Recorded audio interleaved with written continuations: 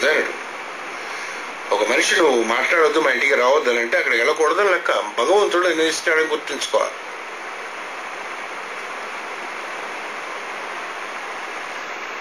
తిట్లో కనిపించు మనకి వాడి మీద ఉండే వ్యామోహం యాస్ట్రల్ ప్లేన్లో పడుకుండే కనెక్షన్ బట్టి అయ్యో ఫోన్ చేయలేదు, అయ్యో వాడు పిలవలేదు, మనం తిట్టాడు, మనం కుట్టాడు, ఇలా అనిపిస్తూ ఉంటుంది. అంటే నీకు యాస్ట్రల్ ప్లేన్లో ఉండేటువంటి స్టక్అప్ అనమాట. భాగవత ధర్మంలో కానిపోతే ఎంత క్లోజ్ అయినటువంటి వాళ్ళైనా దూరం వెళ్ళక తప్పదు సార్. తల్లిదండ్రులే పోవచ్చు, భార్య పోవచ్చు, దుఃఖం వస్తుంది. ఆ దుఃఖాన్ని అనుభవించి అయిపోయిన తర్వాత అంతకాలమే మనతో ఉండడానికి భగవంతుడు డిసైడ్ చేశాడనేటటువంటిది గుర్తుపెట్టుకోవాలి మనం. ఎందుకు మధ్యాంతరంగా విడిపోయిందని అంటే అంతగానో ఉండడానికి, నీకు కలిసి ఉండడానికి ఇది లేదు కాబట్టి, చేసి భగవంతుడు నిర్ణయించింది కాబట్టి. ఇంకా ఎక్కువ రోజులు ఉంటే కూడా ఉంటుందన్నాడు. ఉండేది కదా, లేదు కదా, నా కారు లేదు కదా అంటే నీ కారు అవసరం లేదండి. వాడికొంది వీడికొంది కారు అంటే వీడికి అవసరం కాబట్టి వాడి కారు ఉంది, నీకు అవసరం లేదు కూడా కారు. నాకు సెల్ ఫోన్ లేదని, అవసరం లేదని లెక్క. సెల్ ఫోన్ ఇస్తాడు. సెల్ ఫోన్ ఇచ్చినటువంటిది మిస్యూజ్ చేశారు అనుకోండి, భగవంతుడు లేనటువంటి పరిస్థితి కలుగు చేస్తాడు.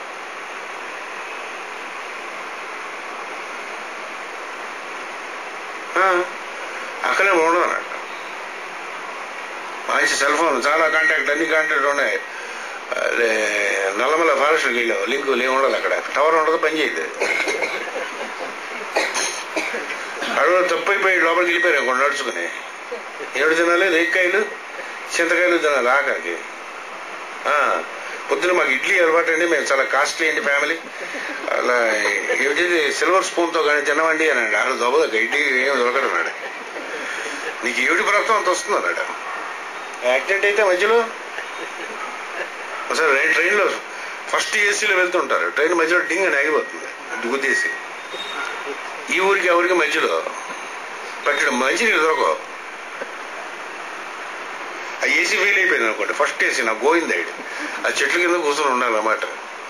వాడు తీసిన పొల్ల ఇడ్లీ సచిడి తినాలి అంతే అన్నాడు. 2 రోజులు కదవాలి అక్కడి నుంచి. ఎక్స్పీరియన్స్ అన్నీ అవుతూ ఉంటాయి. భగవంతుడు నీకు ఎప్పుడు ఏది లభ్యమవుతుందో ఏదవుతుందో అది భగవంతుని యొక్క అనుగ్రహంగా తీసుకో. ఆ టైంలోనే పొలదైన ఇడ్లీ దొరికిందా సంతోషమన్నాడు. కానీ అలా జరగదు, భగవంతుడికి అలా జరగదు. భగవంతుడు నిరంతరము చతుర్ముఖుడే అయినటువంటి వాని యొక్క తండ్రి చతుర్బాహుడే నేను నిరంతరము ఆయన రక్షణ యందు ఉంచుకుంటాడు. గుడివాడివైనా పర్లేదు అన్నాడు. సోదరుడు గుడ్డాడు, ఈ కొండ మీద ఆ కొండ మీద వెళ్ళిపోతున్నాడు. కృష్ణ కృష్ణ కృష్ణ ఏం చేశాడు? కృష్ణుడికి వచ్చి ఈ కొండ మీద ఆ కొండ మీద అడ్డంగా పడుకున్నాడు. అడి నుంచి నడిచి వెళ్ళాడు. కృష్ణుడి నుంచి నడిచాడని కూడా తెలియదు ఆయనకి. హిస్టరీ బిస్కీ ప్యాలా రణజీ బేచ పీవత్ మీరా హాసీరే అన్నాడు. రణజీ పంపించాడు, విషయం వేసి పంపించి తాగి చచ్చిపోతున్నాడు. మహాప్రసాదం కృష్ణప్రసాదం తాగింది. అది పొరపాటున ఆవిడ అది చేసింది. కృష్ణప్రసాదం అంటే ఏం చేయలేదు అన్నాడు. రాణా మీరాదేవికి విషం పంపించలేదు, తాగమన్నాడు. కృష్ణార్పణం అంది తాగింది. మనం అంటే ఎవరింట్లోనే ఏదైనా కనిపిస్తుంటే కృష్ణార్పణం మనం అలా కాదు.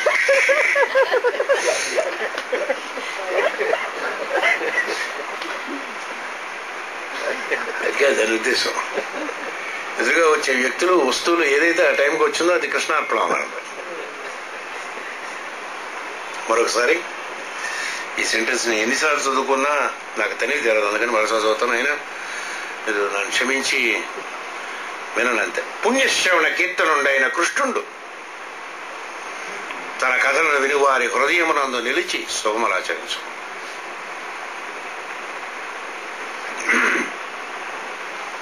కృష్ణుడికే అసలు పుణ్యశ్రవణ కీర్తన ఇష్టం అంట. రోజు సాయంత్రం పూట మంచివాళ్ళు కథ చెప్పుకుంటుకోనట. 8 భార్యలు అందరూ చేసి పెడుతూ ఉంటారు. ఏమిటనేది ఏమిటో వండేవాళ్ళు ఉంటారు, తినేవాళ్ళు ఏ పని పోటు ఉండేది కాదు. సాయంత్రం ఏం చేస్తాడని మంచివాళ్ళ కథలు వినేవాట.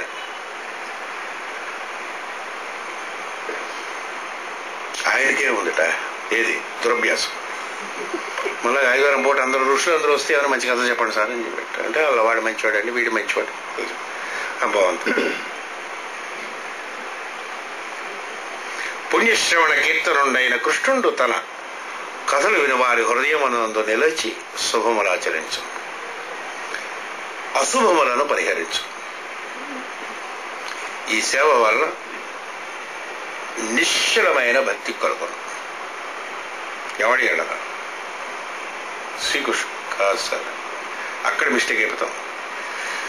సమస్తము కనిపించేటట్టు ఎదురుగా ఉండే వాళ్ళందరి ఎడలా భక్తి కలుగుతుంది. వాళ్ళలో ఉన్నటువంటి అంతర్యామి శ్రీకృష్ణుడు ఒక్కడు చాలా వాడిని భక్తి చేసుకుంటానని, వీడు తప్ప ఇంకెవరు ఈ వెధవలు అందరూ వెధవలు అనుకున్నాడు. ఈ భాగవత ధర్మం మాత్రం కాదు. కూర్చోళ్ళంతా వెధవలు, శ్రీకృష్ణుడు ఒక్కడే అంటే తెలిసినట్టు లెక్క మొత్తం. అంటే మంచి మీద నిండా నీళ్ళు పట్టుకుని ఇంట్లో పెట్టుకున్నాడు, కానీ చిన్న కణం ఉంటుంది, మొత్తం తుస్సు వెళ్ళిపోతుంది అన్నమాట. ట్యాప్ ఓపెన్ చేసి ట్యాంక్ అంతా నిండి దానికి ట్యాంక్ ఓపెన్ చేసినట్టుగా ఎదురుగా ఉండేటటువంటి వారి ఎందుకు వారి బిహేవియర్ ఉంది. భార్యలో శ్రీకృష్ణుడు అంటూ ఉంటాడు అన్నాడు. నువ్వు వెదవైతే 2 ముట్టికలు ముడుతుంది, అంత తప్పేం లేదన్నాడు. అప్పటికలు పెట్టి కొడుతుంది. మంచివాడు అయితే నీ పాదాలకు సేవ చేసుకుంటాడు, నీ పెట్టి ఉంటుంది బాధ. 3 అన్నాడు, పుణ్యం కంటే పురుషుడు అన్నారు.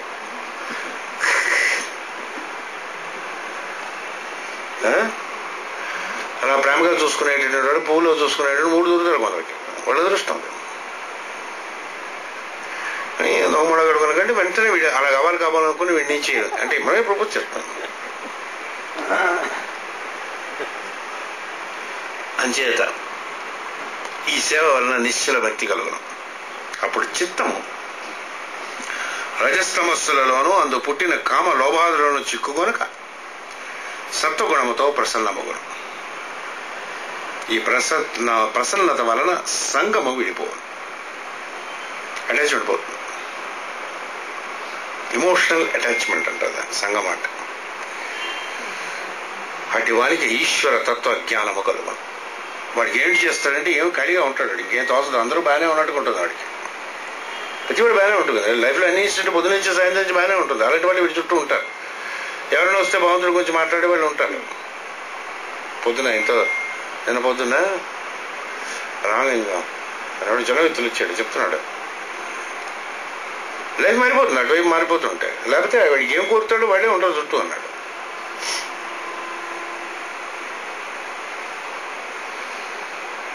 ఏం చేస్తాడు అన్నాడు. ఏ రమేష్, అందరూ మంచి వాళ్ళు చుట్టూ కనిపించిన పోతే ఏం చేస్తాడని భగవంతుడు కథలు వెళ్ళడం చెప్పి మొదలు పెడతాడు అన్నాడు. వాడికి బాగా చదువుకోవడానికి టైం దొరుకుతుంది సార్. ఫస్ట్ ఆఫ్ ఆల్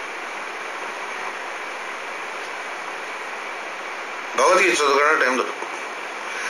అది చదువుకుని రోజు ఆనందించేటటువంటి వాళ్ళతో సంఘం ఏర్పడు. అట్లా చదువుకునేటటువంటి మీలాంటి మహాత్ములైనటువంటి గుంపులు నాకు దొరుకుతుంది. ఈ భాగవతం మీకేమైనా బోధించేద్దాం అనేది అలాంటి తోలేం లేదు నాకు. మిమ్మల్ని ఏమైనా రచించేద్దాం ఏదో జన్మ సంస్థ అసలు అట్లాంటివి లేనే లేవు. మీరు క్షమించింది. నేను సాయంత్రం పూట ఆదివారం పూట ఎవడో వచ్చి నా బుర్ర తినేస్తుంటాడు. మా ఆవిడ ఇలాగండి, లేకపోతే మా అమ్మాయి ఇలాగండి, మా నాన్న వెదవండి అని రకరకాలుగా అది వినేపోతే చదువుకోవచ్చు ఇలా పెట్టుకున్నాను నేను. అంటే మీరు మహాత్ములైనలో నాకు ఇలాగ నాకు 1 గంట 2 గంటల సేపు భగవద్గీత నాకు స్పెండ్ చేయగలిగేటటువంటి అవకాశాన్ని మీరు ఇచ్చేటటువంటి మీ పాదాలకు నేను నమస్కరించుకోవాలి రోజు.